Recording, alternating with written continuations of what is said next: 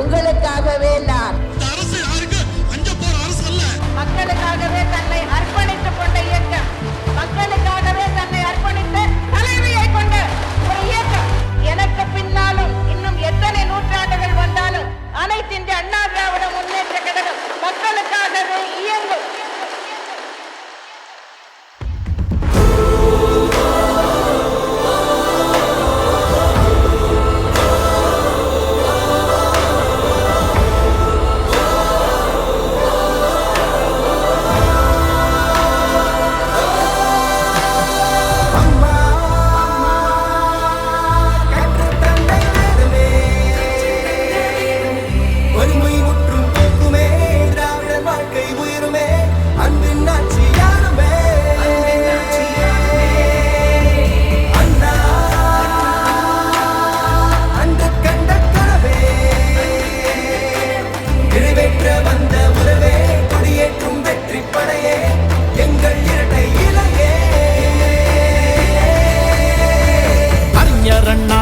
போற்றும்படி புரட்சி தலைவர் எடுத்த முதற்படி, மக்கள் செல்வி வகுத்த வழிபடி, தமிழின ரத்தம் என்றும் வெல்லும்படி, மாற்றத்தை மண்ணில் விதைக்க வந்தபடி, விவசாய சுமைகள் மொத்தம் கூடியிருக்கின்ற என்னை இந்த மண்ணில் தொடர்ந்து உள்ளாட்சி பிரதிநிதியாக என்னையும் என் குடும்பத்தையும் அடையாளம் காட்டப்பட்டு உங்களால் சொல்லுகின்ற கோரிக்கையை நான் காலாவில் இருந்த பணியை கையால் செய்துகின்ற நீங்கள் காலாவில் இருந்த பணியை கையால் செய்து முடித்து இந்த பெருமையெல்லாம் என்னுடைய மாவட்ட கழக செயலாளரையும் அனைத்து இந்திய அண்ணா திராவிட முன்னேற்ற கழகத்தையும் மாண்புமிகு புரட்சி தலைவியும் மாண்புமிகு புரட்சி தலைவரும் சாரும், அதேபோல் இன்று தமிழகத்தை ஆள வந்திருக்கின்ற அண்ணன் எடப்பாடியார் அவர்கள், நீங்களெல்லாம் நினைத்து பார்த்திருக்க வேண்டும். ஆனால் ஒரு நிமிடம் மன்னிக்கவும், இந்த கொரோனா காலத்தில் இந்த பெரியநசூர் மக்களுக்கு இலவச அரிசியை வழங்கி 2500 ரூபாய் பணத்தை வழங்கி உங்களுக்கு நல்ல பல திட்டங்களை இங்கே குடிக்கின்ற குடிநீர் முதல் இங்கே போடுகின்ற சாலைகள் முதல் நீங்கள் நடக்கின்ற ரோடுகள் வரை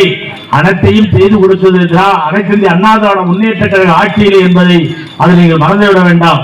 பெரியநசூர் எப்பயும் அதிமுகவுடைய கோட்டை, இதை யாரும் வேட்டையாட முடியாது. இங்கே யாரும் அதிமுகவில் சமத்தேவர் அல்ல.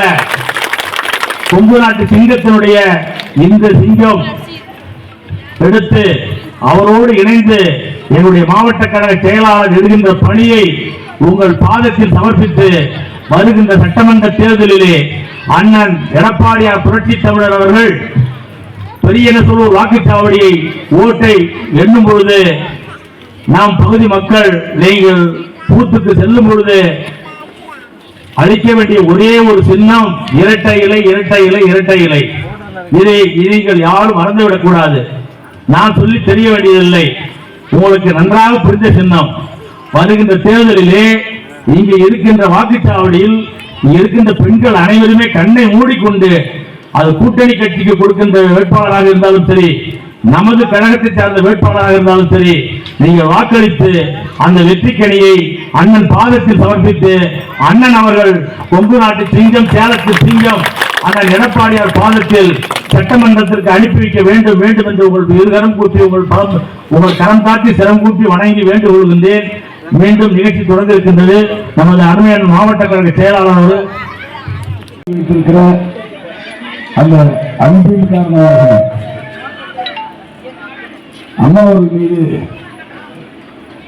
வைத்திருக்கிற பற்றுதல் காரணமாக அனைத்து இந்திய அண்ணா திராவிட முன்னேற்ற கழகத்தில் மட்டுமல்ல பொதுமக்களும் சேர்ந்து அம்மாவுடைய பிறந்த நாளை கொண்டாடி கொள்கிறார் என்று சொன்னால் அம்மா அவர்கள் இரும்பு பெண்மணியாக இந்தியாவில் மட்டுமல்ல உலகத்தில் இருக்கக்கூடிய ஒப்பற்ற தலைவராக, தமிழருடைய தலைவராக, பல்வேறு சாதனைகளுக்கு சொந்தக்காரராக மீது பட்டாளர் முத்தாய்ப்பாக தாலிக்கு ஒரு தங்கம், திருமண உதவித்தொகை, கல்விக்கு முக்கியத்துவம் அளிக்க வேண்டும் என்பதற்காக மணமகள் அந்த வீட்டு பெண் டிகிரி படிச்சுட்டா 50,000 ரூபாய், இல்லைன்னா 27,000 திருமண உதவித்தொகை. அதோட உலக அறிவுகளை படிக்க வேண்டும் என்பதற்காக மடிக்கணினி வழங்கும் திட்டத்தை அம்மா கொண்டிருக்கிறார்.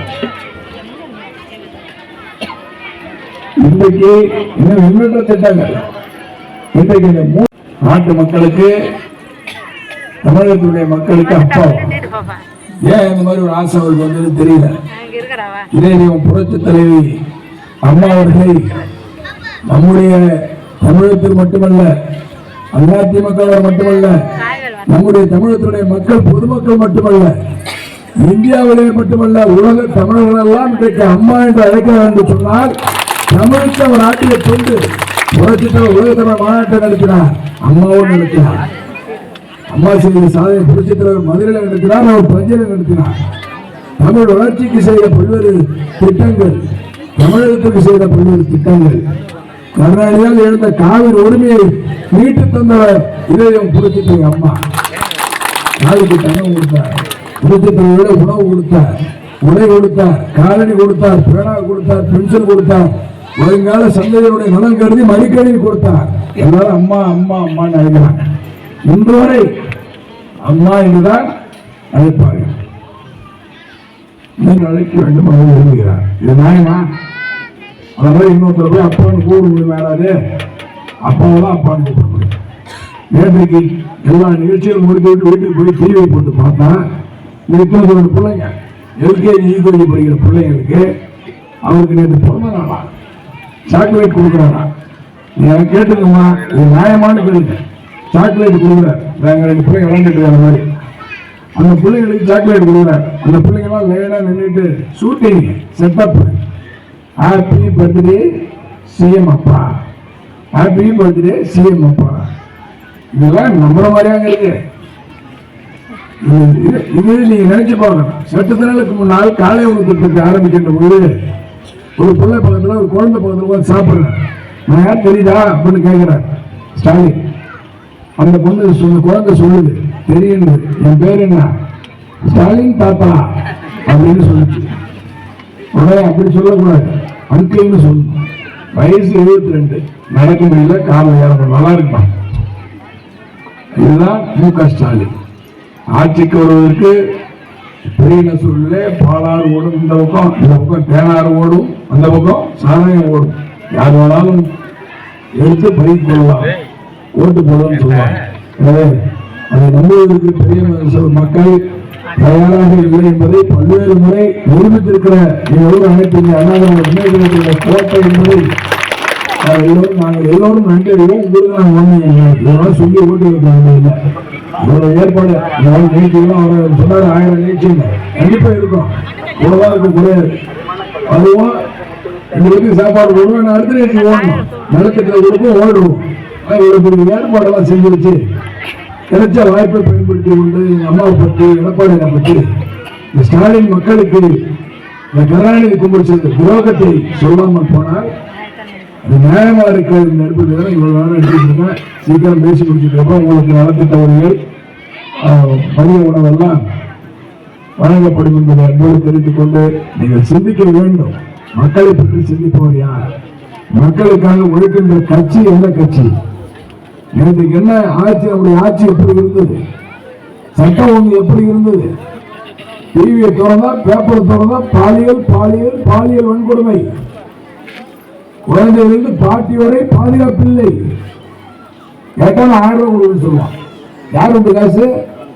மு.க. ஸ்டாலின் சொல்றார், 1000 ரூபாய் நான் கொடுப்பேன், திருப்பி வரல. அந்த ஒரு நிகழ்ச்சி நடந்தது. பாவம், இந்த ஊர்ல யாரா போனீங்களா? இந்த உட்காந்து யாரா போனீங்களா? போலியா? போனவங்க எல்லாம் பாவம், படாத பாடு.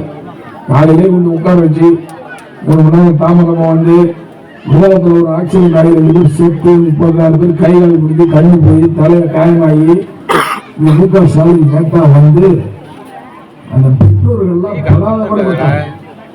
அந்த கூட்டத்தில் மு.க. ஸ்டாலின் பேசுகிறார், நான் தமிழகத்துடைய என்னுடைய தங்கைகளுக்கு தங்கச்சியம் அண்ணமாக நான் சீதனத்தை தருகிறேன். யாருக்கு சொல்லுமா? இந்த ஊர்ல சில பேருக்கு 1000 ரூபாய் வரும், அது யார் பணம்? யாரு பண்ண சொல்லுங்க, சத்தமா சொல்லணும். என்ன கூச்சம்? நம்ம கூட்டம் தானே, நம்ம வரி காசு, நீங்க கொடுத்த வரி காசு எல்லாத்தையும் ஏற்றியாச்சு. எல்லாத்தையும் ஏற்றிட்டு அந்த காசை கொடுக்குற.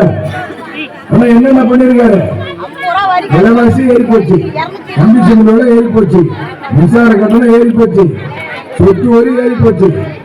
போனீங்கன்னா அத்தனை வரி ஏறி போச்சு.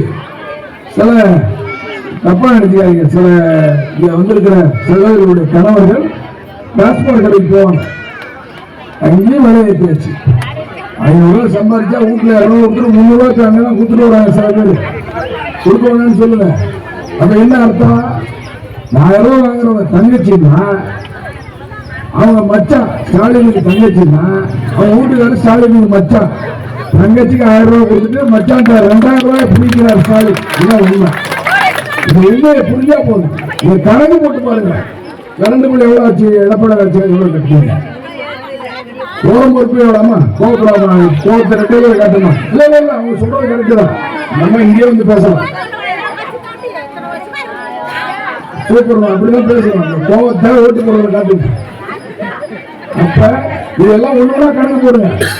இன்னும் எவ்வளவு வரி கட்டுறீங்க, இப்போ வரி கட்டுறீங்க? இன்னும் எவ்வளவு பெட்ரோல் டீசல் குறைக்கிறதுனால குறைச்சாரா? பொங்கலுக்கு வேட்டி போட கொடுத்துருக்காங்களா? இல்ல. அம்மா வச்சிருப்பு நடக்குதா? எடப்பாடி வச்சிருப்பு நடக்குதா? இதெல்லாம் கூட்டி கழிச்சு பாத்தீங்கன்னா சில தங்கச்சிக்கு 1000 ரூபாய் கொடுத்துட்டு மச்சான் வந்து 2000 ரூபாய் புடுங்குற முக ஸ்டாலின்.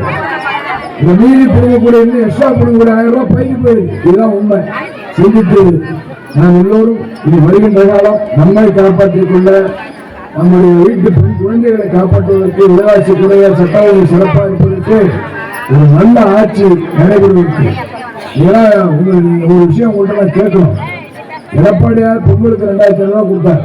கொடுக்கக்குள்ள முக ஸ்டாலின் என்ன சொன்னாங்க? கரெக்டா சொல்லாரு.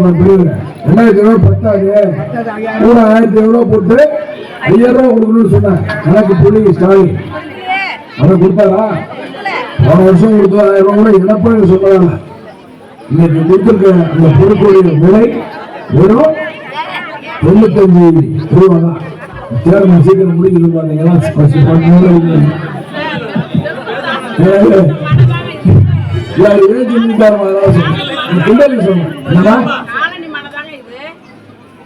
மின்சாரம் கிடையாது, பாம்பு நடமாடுது, இதுல அடிக்கடி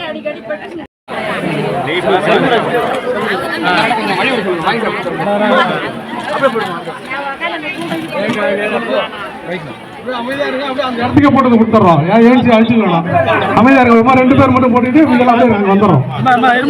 ஒரு நிமிஷம்